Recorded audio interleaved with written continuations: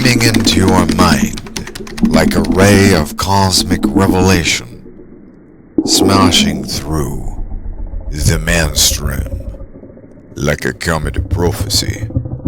Lords and ladies, welcome to my show. I am your host, Herr Doktor von Vrilock. Thank you for joining me tonight. We will explore the various aspects of religious absolutism against the open source potential of psionics. So without further ado, let us begin. First, I'd like to say, may Helena Blavatsky's soul eternally have the shining, glistening favor of the gods. In the 1800s, Madame Blavatsky was the Russian spiritualist who founded the Theosophical Society in New York. This was, and is, the pursuit of the individual to more directly experience the divine, a pursuit which has always been at odds with the controllers of this world we reside in, and still remains problematic today. With the rise of super science and technology, this quest for the individual has become far more difficult, albeit, than even projected by the humanitarian writings of Carl G. Jung in his book, The Undiscovered Self, and also in his book, The Symbols of Man. Thus, so bogged down is the individual to the point of near restless resentment, largely stemming from being refashioned into an automaton, that any sensical direction of philosophical reasoning has been all but lost. Let us go back in time and consider the beginnings of recorded reasoning. We may look perhaps no further back than Aristotle's attempt to make spiritual sense of material matter, and his fathering of the world of metaphysics. But for our audience listening tonight, undoubtedly you have all heard of metaphysics before, yet the definitive meaning might elude you and our contemporary man or woman. And so I'll break it down by definition, followed by a quote, and then of course my own direction of thinking in the Vrilock New Thought movement and psionics.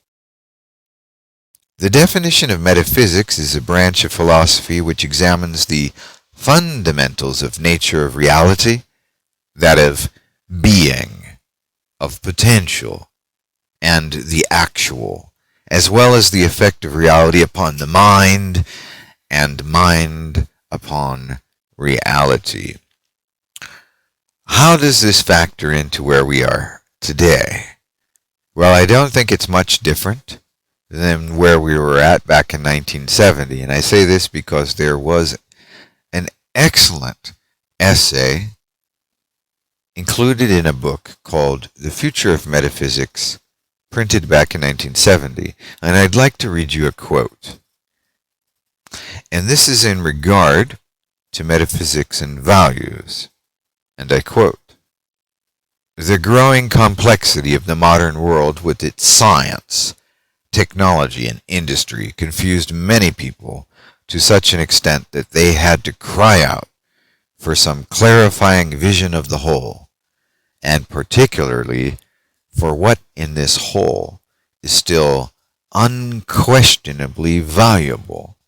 On the other hand, religion, as well as metaphysics, seemed to be unable to point to a foundation upon which such a vision could be grounded.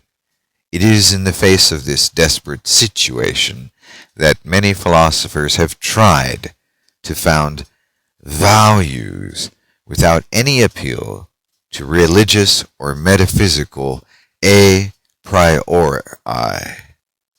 End quote. I believe psionics could in some way be that new foundation upon which such a vision of the whole might be grounded. My reasoning for thus is because psionics has the potential to place the individual into direct contact with the actual, the being, existence, or the real substance of the things or concepts that the individual is concerned with. Your life path becomes your own, truly.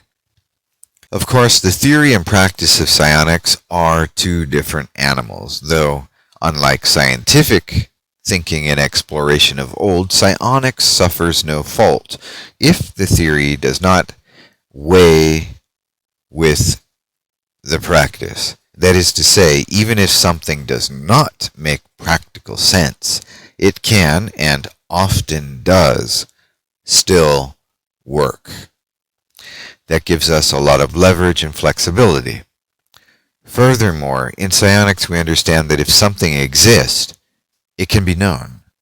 Whatever can be known can be studied, and whatever might be studied very well may be controlled. This is particularly true of the more vigorous and precocious student of psionics, and he or she is more likely than others to make private and independent breakthroughs in this art. Moreover, there is a void which is filled in the practice of psionics which cannot be filled by the other pursuits of religion and dogmatism. I shall consider a few of these points now. We can, of course, reference many writings, both ancient and contemporary of our times, which point to the monotheistic view of the reality we find ourselves in and day out. In the Old Testament, God created the world, and it was good. God created the animals, and it was good. God then created man, and it was also good. God created woman, and it was good. And then came along the serpent in the Garden of Eden who foiled God's plans, and man began his descent into dishonorable darkness.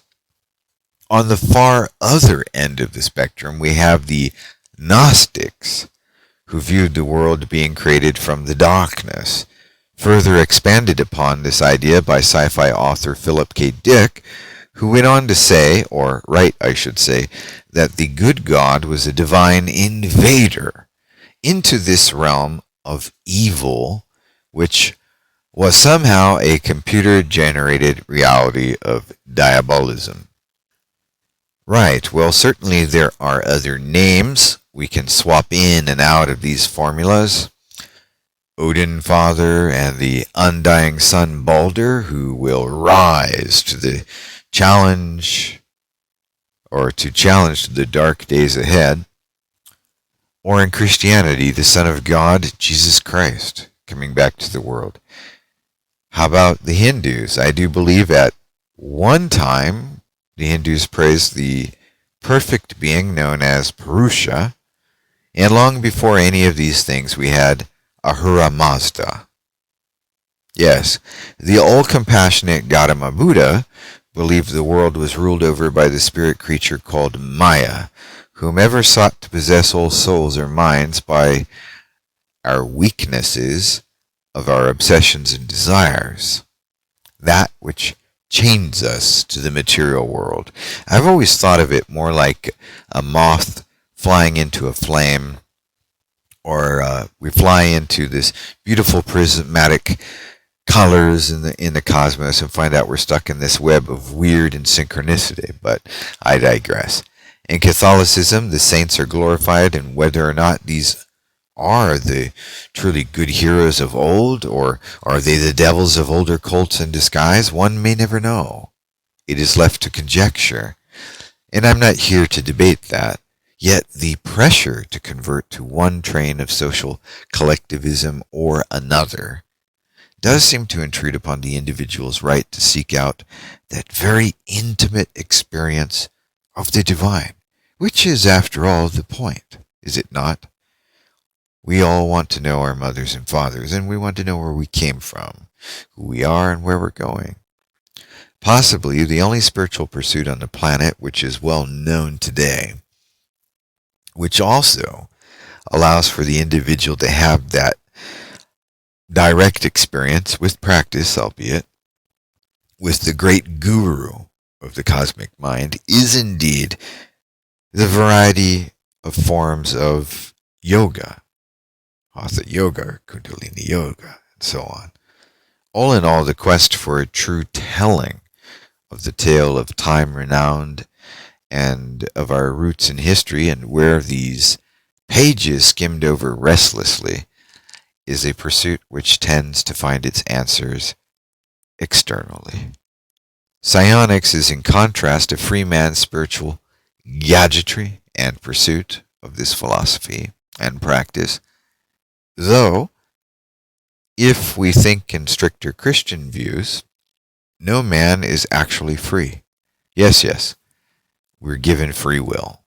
But know then that free will and freedom are not the same thing, at least not in that theology, or not in that religion, I should say. Free will simply implies that one has the permission granted by the Creator God to choose between Him, with a capital H, or Lucifer.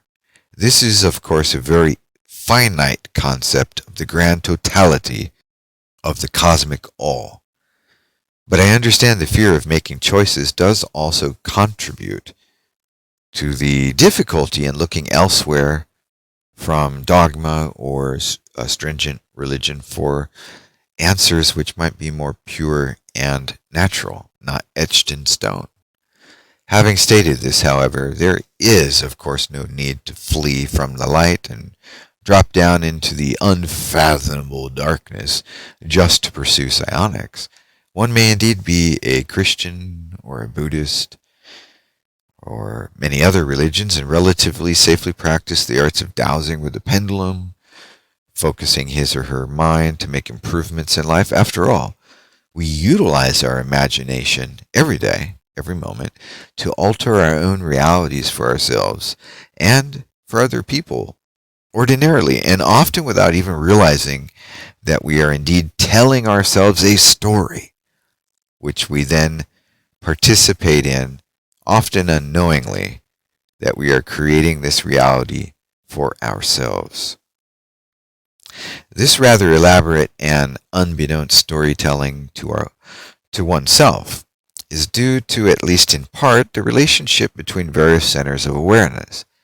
These spiral vortices are most commonly referred to in the New Age circles as the chakras, and in the Old Norse lore, Northern magic, they are known as Hvel, and are essentially the same energy wheels at varying intersections along the spine in the human body, and extend outward to the various levels of the energy field, both surrounding and interpenetrating the human body, thus encompassing us in absolute consciousness potentially, and indeed the entire human experience, both conscious and subconscious, as well as the prospective portals to super consciousness and union with the cosmical.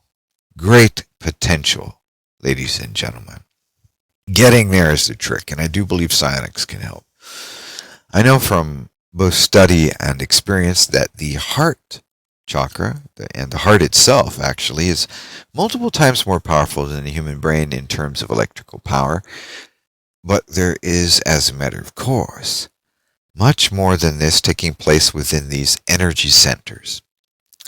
The heart seems to know things better than we can consciously do so at times, and this is often referred to as intuition. But the heart must also have its companion, which is the brain, and thus the component most thought of as pertaining to the all-elusive mind and personality of any individual. When someone close to us dies, for example, close to a person, that person who is still living might experience a sense of loss to his or herself as well. And at the same time, there is for the spiritual person a sense of immortality, which remains of that departed soul and finds itself an anchor to the person still living whom was close to the departed. Our hearts tell us this, and yet without the functioning of the brain, perhaps, and without the powerful energy storage ability of the mind, we might not consciously be capable of realizing what it was that we lost. We'd have no cognitive memory. We'd simply feel, relentlessly feel. And such feeling, without conscious thought of the mind and the functioning of the brain, might be a rather miserable existence for a human being.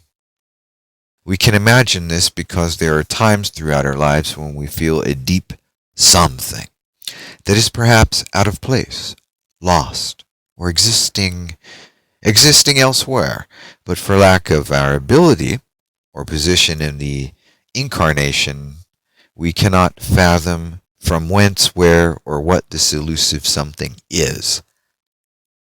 While still a child, I had these sort of experiences often enough that I can still recall them. There would be times in my life on a perfectly sunny, beautiful, happy day when I would sense a remote solemnness which would creep over me and leave me with a sense of depression or coming dread. Tell signs of the times to come, perhaps. Maybe it was a form of precognitive ability, but working through faculties other than visual. At other intervals, I might suddenly feel a great and wondrous, uplifting sense of the divine, or I might sense far-off places. I remember becoming very aware of my energies and even the energy surrounding my general environment a handful of times while being asked by my parents to stand with my nose in a corner of the room. Now, that was something we did back in the day. If I somehow disobeyed my parents or caused an upset of some kind, it was an alternative to a spanking at that time. So that was one of the reprimands of that time, back in the 70s and 80s, I believe. As well, I know there have been times when this heart chakra energy has literally saved my sanity and stopped me from having a panic attack. Once, while in the midst of an encounter with a malicious entity that was hovering overhead right above me, I was taken into a center point in my chest where I found inner peace. Perfect peace, indefinitely and without limitation. I felt perfectly safe, even as red lightning lit up the sky in virulent fire and wind and rain. It brought down an entire mountain on the town where I resided in Japan.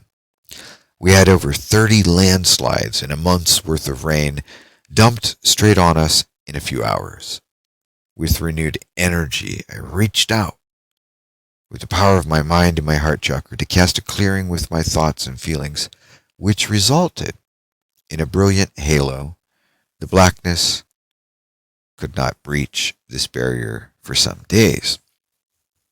I know also that this psi energy does not have boundaries quite in the same way as the limits placed upon our physical bodies and physical world. For instance, when my dear friend Nicole had died, I did not consciously know of the unfortunate event at the time, but I felt something very disturbing, like a disturbance in the force, and multiple times when I left my door to step outside, curiously, I would happen upon these little twigs curled into tiny hearts, and at other times a droplet of water had fallen into the shape of an almost perfect heart right outside my doorstep. I later learned of her passing, and I met with her in the dreamland thereafter. Also, equally impressive, upon my dad's passing, I had not known consciously that his death had just happened, but I saw him, an image of him in the kitchen in my little cottage for a brief moment, and later that evening I saw his face in my mind's eye while I lay in bed. The next day I checked my emails and found that I'd received a message that my Dad had died. Well, my heart knew. My brain simply had to register the event in space-time. I grieved, but I also worried for family, and I worried mostly for my dad, who had passed away, that I had grown close to in ways which are possibly too painful to speak of. But our communion continued for many years after his death. To this day, I still spend time meditating and thanking him for everything. I also grieved that I had not spent more time with him in those past 3 years in which I had not seen him in all that time. I endured some challenges in that period of time in order to stay focused and try to help my relatives. It was difficult, and the feelings cannot be without the mind in this lifetime that we exist in. The two work together. That which has given us what we are here and now has done quite a thorough job at providing us with varying levels of consciousness, both for our use and exploration, and ultimately to make the world a better place. And yet, having stated this, it is also clear that there is so much missing from our understanding. There's so much missing from our understanding of who and what we are, where we came from, and what is our purpose. Where are we going? This is perhaps not a mistake, but instead is the ultimate plan of the great architect for humanity to come closer to one another in a quest, perhaps for reunion with that most elusive and ultimate truth, or maybe it could be the journey, which is of the greatest importance to us all. It brings us together like glue, the mysterious, does it not?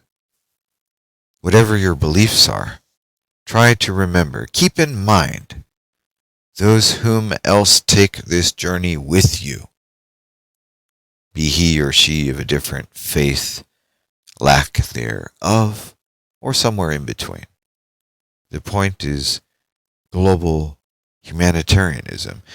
Perhaps off topic a bit, but I often think back to the life of the actor Peter Cushing, whom starred in the Hammer production horror films, and of course, you probably know him best in his role in Star Wars A New Hope as the General. While in film, Cushing played the role of the villain quite effectively, but in reality, this gentleman was rather the opposite of the characters he portrayed. Quite literally, he was known by his close friend, Sir Christopher Lee, the late Sir Christopher Lee, as a gentle soul. I think when I reflect on this, I am reminded of the perfection of the child's mind of wondrousness. This wonder and acceptance of truth, and possibly of the power of imagination, has given me great abilities, and I will share with my students in the Vrilock Psionics Club at vrilock.club. I know it is crucial to our future to learn psionics, and I can almost guarantee it. The psionics I offer you today is to help you make this journey with us and make your life better as well as those whom you interact with.